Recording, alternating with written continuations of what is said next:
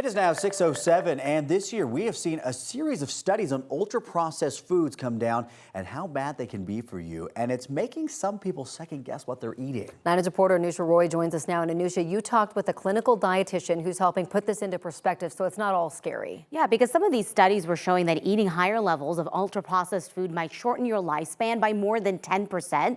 Other studies showing it raises the risk of developing or dying from dozens of adverse health conditions.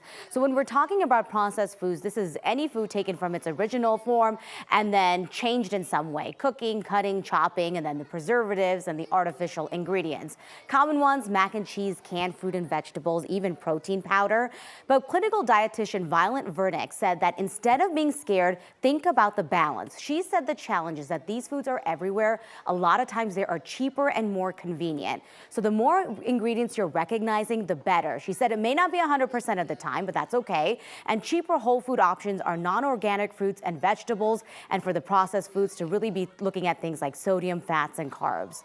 It can be so tricky, and as a mom, I'm sure you understand you're balancing time and kids being picky. And I think there's another great option I would actually like to add in the example of having your kids eat mac and cheese, maybe having that processed food and then adding in a whole food like broccoli and maybe some chicken for protein. That's a whole food.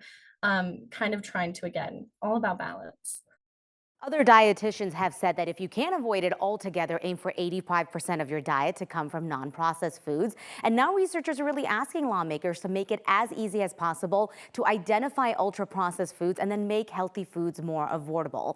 Vernick also said processed foods do serve a purpose, not just convenience. She works at a hospital where people are relying on feeding tubes to stay alive, and that is a very processed food. Coming up at 7 a.m. on KTVD, we're taking a look at the history of these kinds of foods and how we even got to this point. For 9 News, I'm Anusha Roy.